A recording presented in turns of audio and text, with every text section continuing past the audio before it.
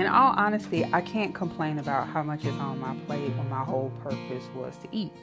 I honor the principle of hard work, getting up every day, going to get it in the grind because, it was my vision from the beginning. I met Regina. I'm their mailman. I kind of told her that I had a small business. And she always preaching like small business, big business. When I first met Regina, she was a very nice person. She's always had a lovely spirit, but she was different. Sometimes people cross your life and you just know that they have a sparkle and twinkle in their eye, and there's just something different about them. I don't mind grinding because I know my grind long term is to help others and share the knowledge that I have with them. Is what's fulfilling to me. And I was always very keen on being exposed to different cultures. Not so much it being about race, but it being about diversity in style. I don't believe in having a second plan, but I do believe in having something for yourself. Regina wasn't the Barbie girl type. It was more so real things with Regina, more so like cooking. She had an easy bake oven, so we would do cooking and everything, but she never wanted to play Barbie dolls with me. It was always like, yeah, we're gonna cook today, or something of that nature, yeah. Well, actually, growing up, me and Regina used to fight all the time. We used to argue and fight all the time, but as we hit middle school and got into our teenage years, it became more of the brother-sister relationship. I used to try and do her hair and everything. I used to try and, take care of my baby sister and everything like that. We got more into the, well, hey, look, you know what? That's my sister, and I'm going to love her regardless. That's my brother, I'm going to love him regardless. She was my test. As you used to hear the old people say, you always have one child that is going to test you.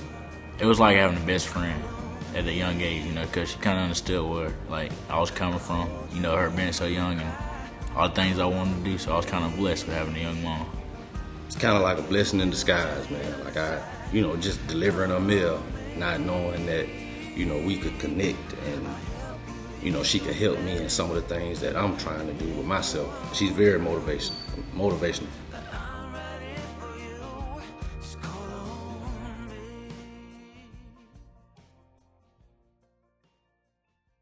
Having Zai at 13 was extremely challenging. It was tough because I was a kid trying to raise a kid myself. My siblings and I are doorsteps, so I always say the best form of birth control was my mom because she really made sure that I raised Zai. Like, she made sure that, I had that baby and I had to take care of that baby. But I had got all my children's out the way. Everybody was up at an age where they could take care of themselves. And in the South, the children had to be a certain age before you could leave them at home by themselves. So I had got to the place where I felt free. They could cook for themselves. They could defend for themselves. If I went to work, if I had to work 8 hours or 12 hours, I was able to leave them there by themselves and didn't have to worry about anyone coming in or reporting me in for leaving children's home by themselves. So that freed me up. And I was excited. And I used to call and tell my sisters them and share with them, yeah, Gina 12 years old. Brittany, she's, at that time, Brittany was 14 or 15, so I could go to work in peace and didn't have to worry about it. Oh, but then just about the time I thought I could spread my wings and fly again, hey, she come.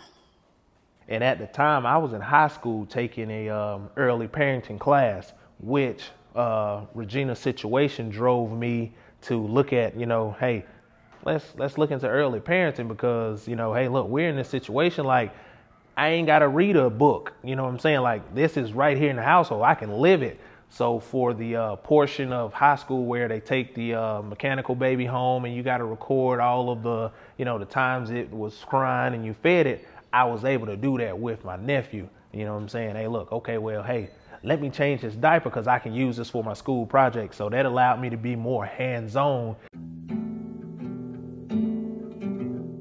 at 13, life was very different for me. I remember it being hard.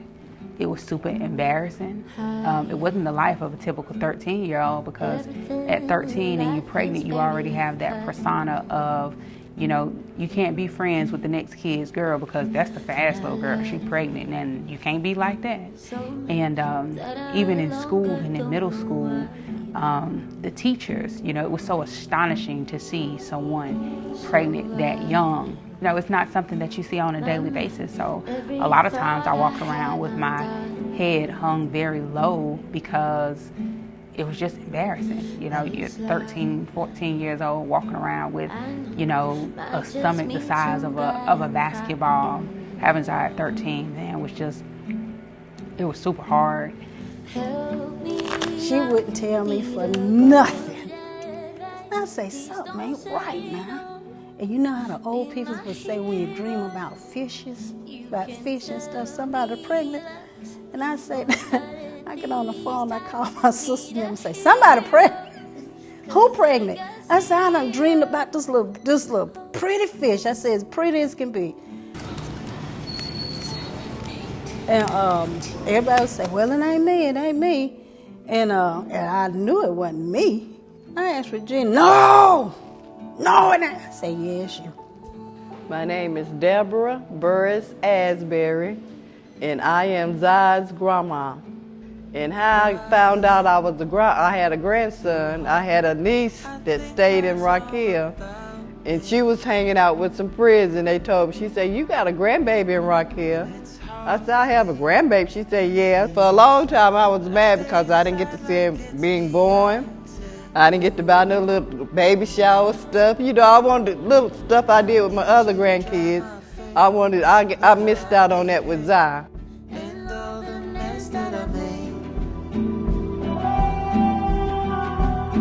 But I did really do my best, breaking down my neck, and it's me to blame.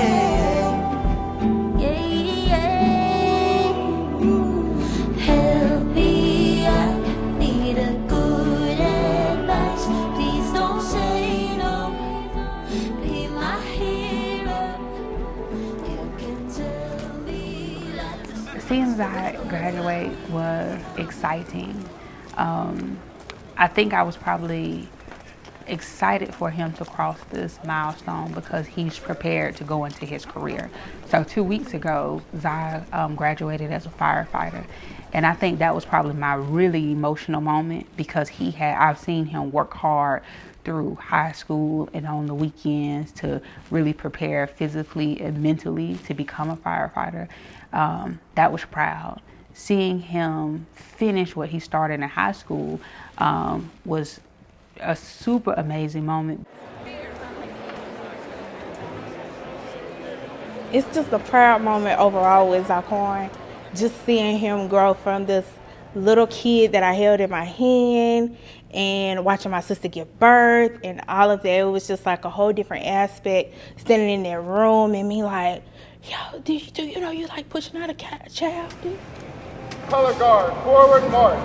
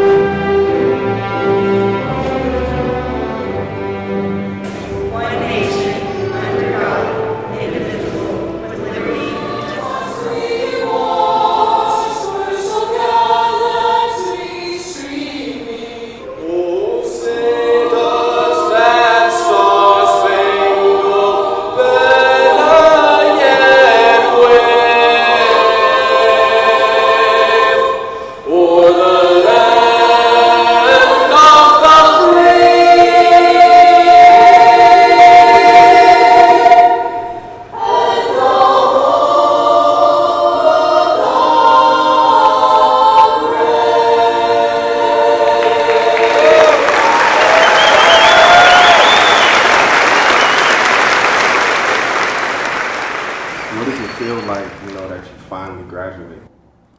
I'm ready. Well, I'm not ready, if you know what I mean. Like, if I could like stay young and like just not have to go to school, I think I'd be just fine. But like, you know, I'm kind of ready to get out of high school anyway, so I'm kind of happy for that part. It's just like, now I'm like, I gotta pay taxes and bills and work. It's just like, nah. So it kind of like a little bit of anxiety around like finally having to be a full-fledged. I wouldn't even say anxiety. It's just kind of like preparing yourself to take the punch life finna give to you.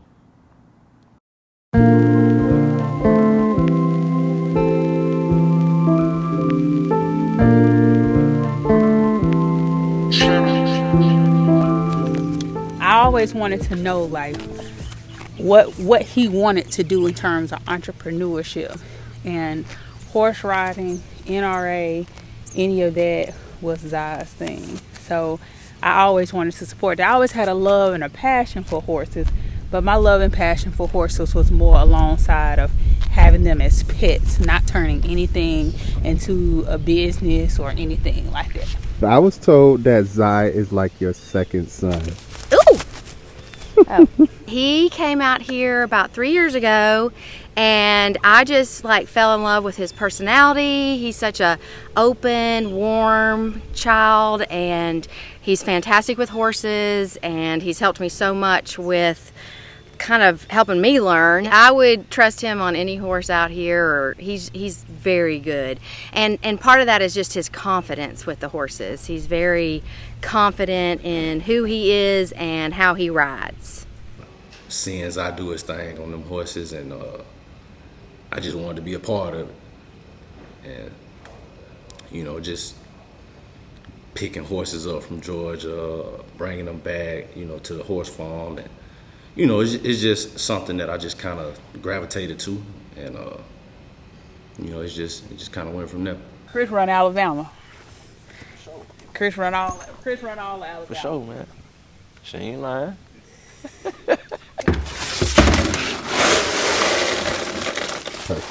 You got different horses in different sides of the field, and that's Heather's expertise, honestly. You know, she'll separate the horses how she sees fit for them to be on, you know, who the horses are around and the personality of the horses.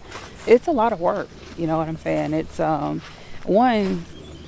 largest family farm is in Augusta, Georgia, and that's been a family operation for years, and a lot probably like all my aunts and uncles down there. So I think it's a lot of moving pieces in terms of not a farm, but just in terms of maintaining horses, maintaining cattle, maintaining the pieces to help, and especially in a different state, that can be a big piece as well. But it's constant work. This is Zai's horse, and he actually got this horse from Heather.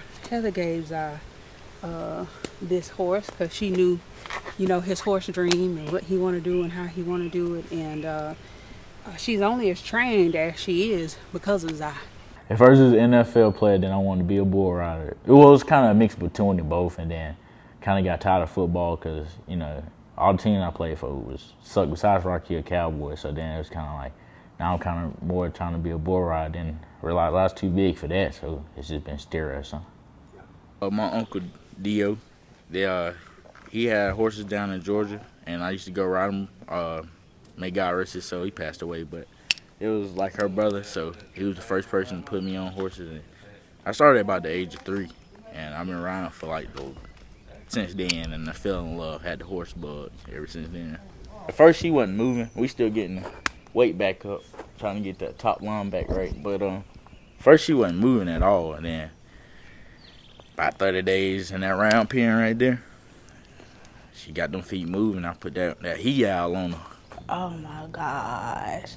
Zaquan and them horses.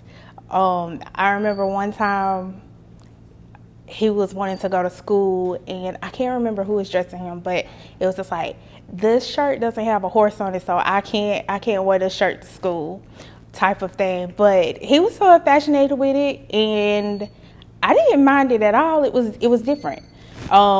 We had an uncle who had a farm who had a friend who had horses and everything. So we were around, you know, horses growing up. But as far as him being so infatuated with horses, I didn't know it would lead to the way that it led. But I love it. It's something different. You don't see it every day, especially with younger kids.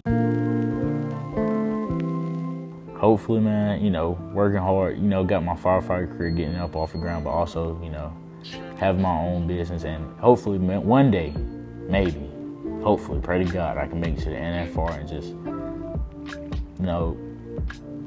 steer wrestling. That's what my main goal is, but right now it's firefighting, kind of getting that money. We having like guaranteed money coming in, even though steer wrestling is, but just want to have that guaranteed money coming in off the top, then focusing more on steer wrestling every day. It's basically like you coming off your horse and you hop on the cow, get by a horn, take it down to the ground. Well, we do this to them twice a week, and so it's just a repetitive. They go back there and they know they're safe. So you think you can make him a champ? Oh yeah, we can work on him. I tell you what, I made hands out of way worse, I can tell you. It's rooted in us, you know what I'm saying? Like, we've always been around farm animals and things like that.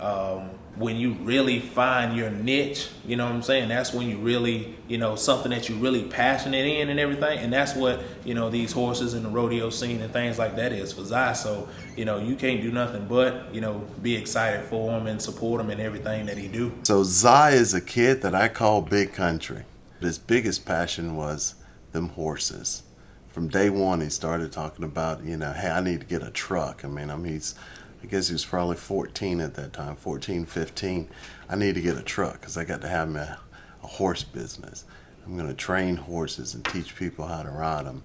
And I said, come on, Zai, get out of here. Nah, I'm serious. And as time went by, he's got him a part-time job working with a horse stable. And now I understand he's out wrestling cows and horses. There's nothing in this world more primal. I just think she's just done an amazing job as a parent, and she definitely needs to be recognized for the hard work that she has done, and definitely much so the world needs to know about who Regina is. Generational wealth is important because we don't have it, and we're always going to be trapped into a society of working for someone else, not because we choose to, but because we have to. Like I always encourage her, Regina, follow your dream. Follow whatever vision you have. I say, and put your all in all into it. Just don't make your vision your God. It's not a surprise that, she's at the point and the level in her career where she is, because just looking at it and the fact that she did get pregnant at a younger age, she definitely used that, and that was her motivating and driving force and everything. Because hey, look, you know what? Just because I was in this situation don't mean that I have to stay in this situation. Through adversities and falling and uprise and knockdown and divorce and career fired, fails, bad investments, because I've had a lot of those. You're not the GOAT until you lose it all. Watch everything fall apart. Stand up, hold your head high, grind, take chances, and get it all back.